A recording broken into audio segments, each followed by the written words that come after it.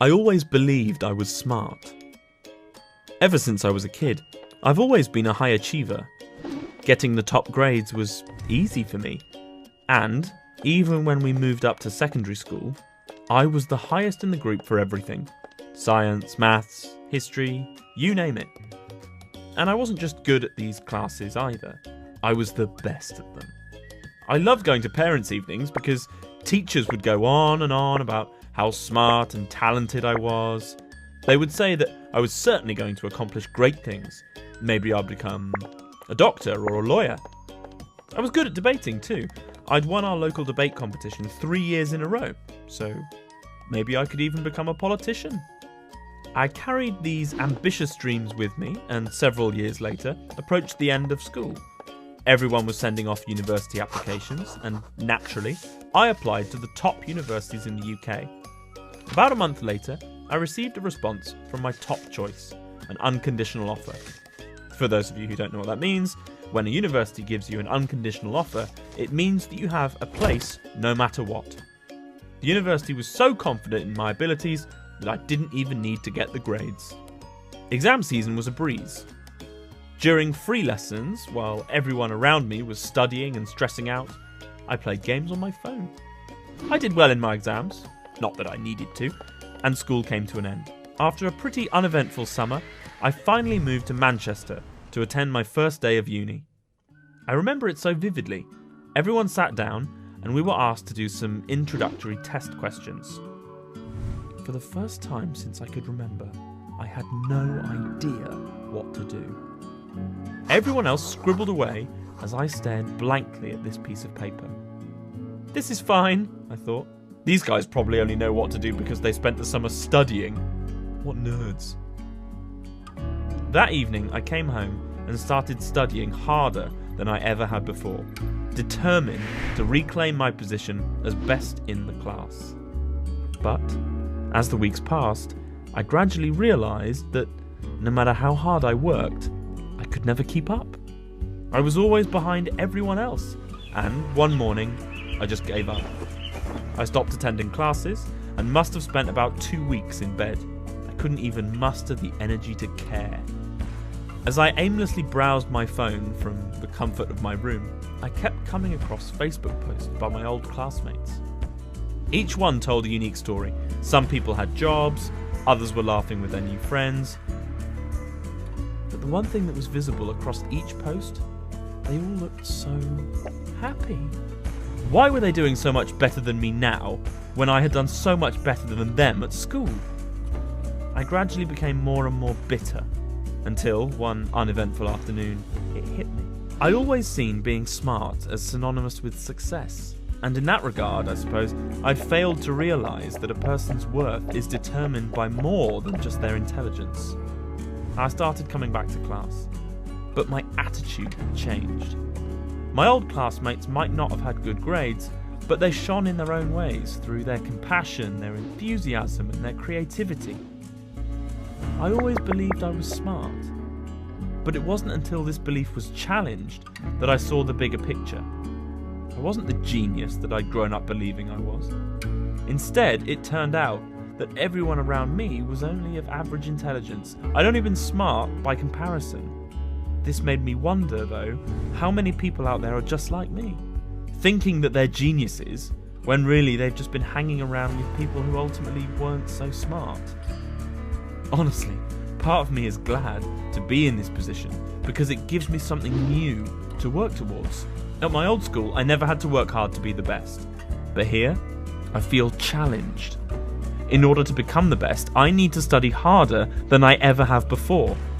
This is a new experience for me, and while it might be a hard one, I welcome it. After all, as the saying goes, diamonds are made under pressure.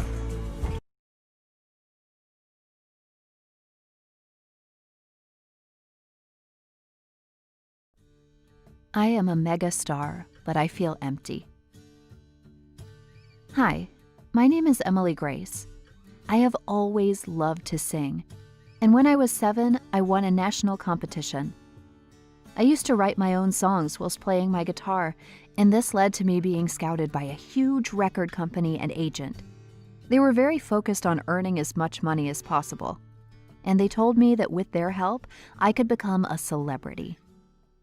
They helped me release my own album and basically become what so many people dream of, a superstar. I have hundreds of fan pages online, tickets to my shows sell out in seconds, and I constantly get calls from top magazines asking if I can be their cover girl. But after a few years, when standing on stage in front of thousands of people, I couldn't help but feel lonely. Although there were crowds of people screaming my name, not one of them really knew anything about me. They shouted that they loved me while I sing, but after the concert they would go back to their lives and families, and I would go back to my empty apartment. I didn't really talk to my family anymore, and most of my friends were other celebrities. And to be honest, I don't think they'd be interested in me if I wasn't famous too. On the outside, I had it all.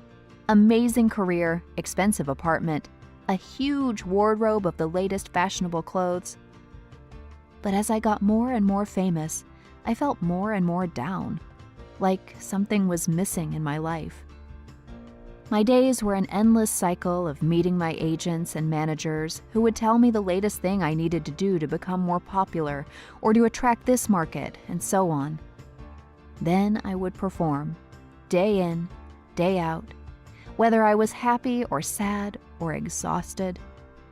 I felt like my life was spiraling out of my control, with endless days of being told what to sing or how to dress, and I felt like I was going nowhere and helping nobody. One day, I received a letter from a girl who said she was in a wheelchair. She had wanted to buy tickets to my concert, but had been told there weren't any available. When I asked my agent, he said that they had refused her ticket because they could fit 5 people standing in the space a wheelchair took up, so it was more profitable for us to say no. I was devastated. I couldn't believe that I had ended up in a heartless industry where I was just performing to make mindless money. I felt so ashamed that the girl had been turned away because of me and my agent trying to make money, when all she had wanted was to have an exciting evening. I knew that I had to fix this, for the little girl and for myself.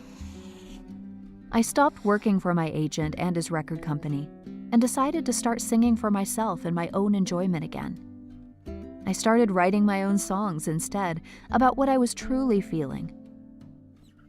I held my own concert and invited my family, many of whom I hadn't spoken to in years. I also gave free tickets to the girl who had written to me, and in the letter I wrote, "Dear Alice, thank you for making me remember why I love performing and singing, for the difference it can make to my audience." Hello guys, I'm Rob, and I want to share my story with you. I think it's quite different from what you're used to hearing, so listen carefully to all the details before making any judgment. It all started a few years ago on my 13th birthday. I went with my dad to an electronics store to choose my birthday presents. I wanted to get some video games because I didn't really care about anything else back then. My dad didn't mind because he's doing great financially, so he said he's willing to buy me 5 different ones for my birthday. I was happy, and 5 was more than enough for me, but somehow I found myself stealing a 6th one. Instead of asking my dad to buy it, I wasn't caught. This idea appealed to me, and it didn't feel like stealing or doing something bad. Days passed by, and whenever I like something, anything, I won't hesitate for a moment to steal it and hide it somewhere, without drawing anyone's attention to me. I became better and better at it every day. It felt like I became invisible when I steal. No one could catch me, no one at all. I literally stole things from all the members of my extended family.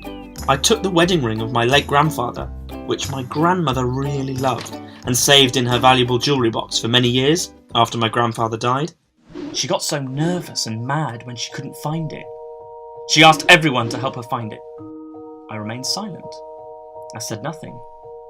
She cried for days and days. I felt bad for her, but I didn't feel bad about taking the ring. It was such a strange feeling. Don't worry, I returned it later. Just because it didn't fit my finger size, and oh well, it's very old-fashioned. Later, my family started to notice that something is off. My aunt claimed it's a ghost, and she spread the idea to everyone that we are haunted, and we need to move out of our houses and seek some help, etc. That was so funny. I mean, how could anyone believe that? But she managed to scare everyone. All this felt like a game to me. An interesting and entertaining game. I watched them all, doubting themselves and everyone around them. Except for me. I was always the calm, innocent boy in the family who only minds his own business, so no one suspected me. They knew I'd never steal, especially that I can buy everything I need and want. It just didn't make sense to anyone. And to tell you the truth, it didn't even make sense to me. On my 16th birthday, I started to realise that this game is not amusing anymore. I caused trouble to many people around me, and I should tell the truth and stop doing this. I tried several times, but failed. I couldn't understand why. I gathered all my courage and talked to my parents. That moment, everything started to bounce back to the right track. My father returned all the valuables I stole, and I attended many sessions at a psychological centre, and I have finally completely recovered now. Studies say that there's no cure for kleptomania, but psychotherapy may help to end the cycle of compulsive stealing. It worked in my case. Hello, I am Jane, and here's my story. Like everyone else, I look at myself in the mirror several times a day. I mean, we all like to check how we look before we go out, right? However, I'm not going to talk about my physical appearance or my outfits. So let's switch the focus to insecurities. I believe we all have insecurities and some traits we wish we could change about ourselves, right? This whole nagging issue started years ago, when all of a sudden, I felt like I was completely worthless. Honestly, it wasn't all of a sudden, but I screwed up a lot. Do you know what's even worse than feeling worthless? It's blaming yourself for everything wrong in your life and in the lives of people around you. First, I wasn't a good student in school. It's true I didn't get Fs, but all my grades were Cs and Ds. When you're not doing well in school, at least you do well in other spheres, right? That didn't happen in my case. I was such a shy kid and socially awkward. I never initiated a conversation with anyone, and whenever I made a comment, everyone ignored me. That's why I decided to remain silent all the time. Oh, and let's not talk about my relationship with my siblings or relatives. My parents are great, but I always felt that they preferred my older siblings over me. I can understand them. My two older brothers are very accomplished and social. They have many friends and are praised by everyone in our neighborhood. The fact that I come from a small town perhaps adds to the severity of the issue in my eyes. People called me Jane Shane, and I never understood why. Maybe Shane comes from shy and rhymes with Jane. I don't know. But whoever made this name up is not funny, and I hope he or she is listening to my story now. Anyway, the failures in my life didn't cease. They even became my reality and the definition of Jane. Therefore, I hated to look in the mirror, because whenever I did, I started to make up scenarios in my head of what other people thought about me.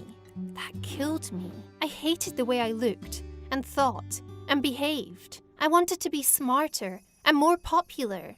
Little did I know then, accomplishments don't come your way.